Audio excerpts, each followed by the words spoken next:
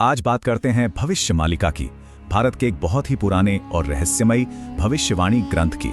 सवाल ये है कि क्या 600 साल पुरानी किताब सच में हमारा भविष्य बता सकती है? आइए देखते हैं। इसे करीब 600 साल पहले लिखा गया था और ये दावा करता है कि इसमें मानवता का भविष्य बताया गया है। नास्ट्रेडमस की भविष्यवाणियों की तरह ये घुमावदार नहीं है। कहते हैं मालिका की बातें सीधी और साफ हैं। तो इस किताब में कलयुग के अंत के कुछ खास संकेत बताए गए हैं। चलिए देखते हैं कौन से।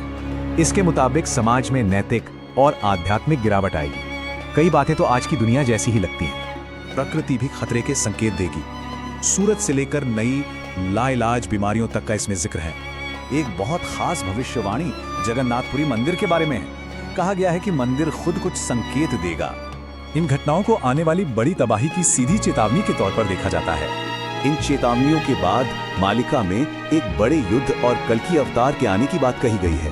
किताब में कल्कि अवतार के बारे में काफी कुछ बताया गया है, यहाँ तक कि उनके जन्म स्थान और माता पिता का भी। ये अच्छाई और बुराई के बीच का आखिरी महायुद्ध होगा जो दुनिया को हमेशा के लिए बदल कर रख देगा।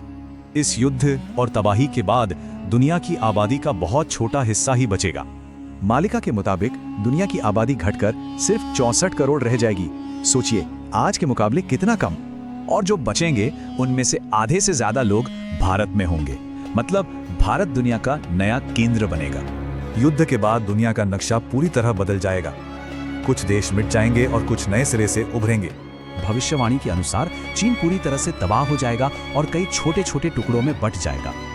वहीं अमेरिका के लिए कहा गया है कि उसके बड़े हिस्से पानी में डूब जाएंगे। और रूस के बारे में एक और चौंकाने वाली भविष्यवाणी है कि वो एक हिंदू राष्ट्र बन जाएगा। भारत के बारे में कहा गया है कि नए युग से पहले उसका आखिरी शासक बहुत शक्तिशाली लेकिन निसंतान होगा। तो सबसे बड़ा सवाल, ये सब कब होगा?